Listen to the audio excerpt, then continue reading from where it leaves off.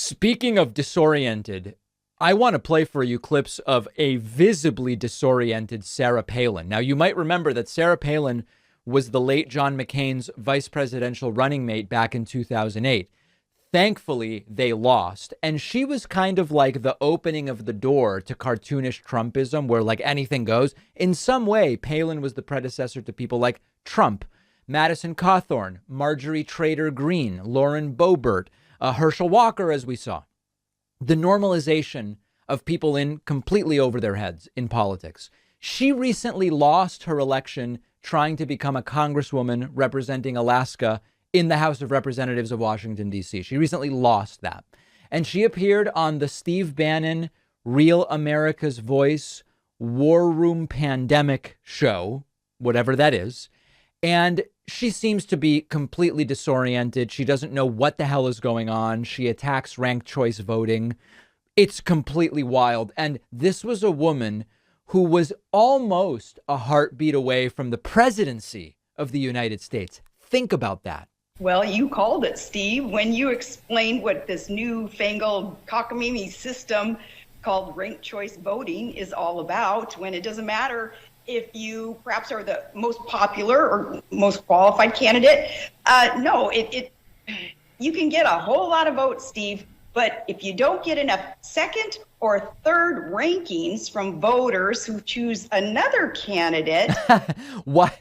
Listening to Sarah Palin explain ranked choice voting is absolutely delightful in that she has no idea what's going on. She doesn't even understand the system under which she lost. She just has no idea what it's even about.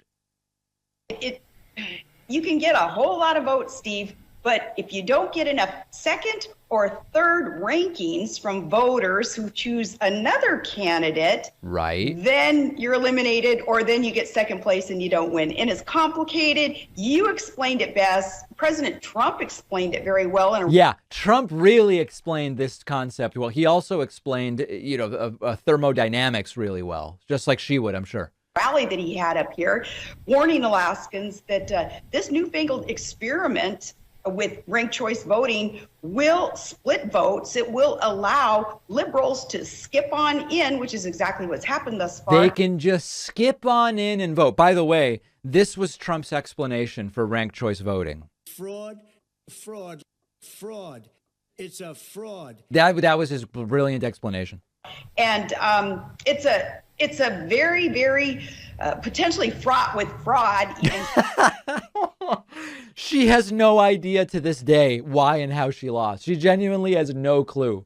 And then, of course, these people want to use anger. They need everybody to be angry. That's how they operate. And here is Sarah Palin in this same interview. And by the way, why Sarah Palin's homes are like the most echoey places ever. It's like a cave. I've never understood. But here's Sarah Palin in her echoey house saying people should be angry she lost. That harms the entire nation. So I think the entire country should be angry at what's going on with this establishment system. And it was the political establishment that created this system with the ranked choice voting, and without encouraging the other Republican to drop out once he got thumped 3 times. Others should be outraged about what's going on here. Right. Our system is harming the rest of the U.S. Everything that has a bad outcome to these people is fraudulent. And it's sort of the same argument that they would make if we figured out a way to get rid of the Electoral College and just have a national popular vote, which we should. We obviously should. They would say, oh, that's harming the country. Really? How would it harm the country that the candidate with the most votes wins? Well, it's not the will of the founder. It's the exact same type of thing. If the system leads to me losing, it's a bad system. And Sarah Palin, there is something comedic about the fact that she doesn't even get how and why she lost. And there's an amazing video from election night a couple weeks ago where she's like wherever her watch party, her results party is, and the information starts coming in that she lost. And she doesn't even really get it. And at one point she goes over and she cuts a cake. And just the absurdity, the visual absurdity of she doesn't really know what's going on, but they do have a cake there and she's going to move on to the cake. It is really something to see. They don't have any clue what's happening. And there are a number of systems in this country that should be reformed. and our voting systems are some of them. And we have to realize that even if they were to be changed, you would then deal with years of confused people claiming that by virtue of the fact that they lost, it must be a bad system. And certainly Sarah Palin is buying into that full speed ahead. Let's talk about VPNs, virtual private networks. Even if you're using incognito mode on your browser, if you're not using a VPN, everything you do online can be recorded by your internet provider, and that is permanent because they're selling it. Search engines, social media companies are also tracking your every move. You only need one thing to protect yourself from all of it: private internet access, one of our sponsors. It's a VPN. It's simple.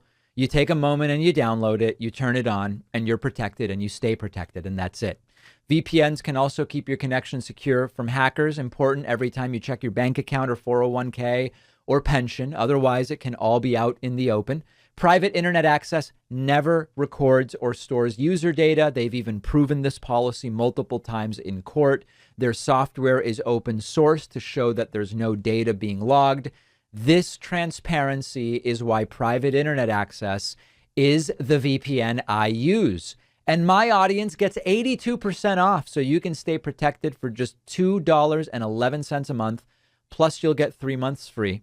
Go to privateinternetaccess.com/Pacman. The link is down below.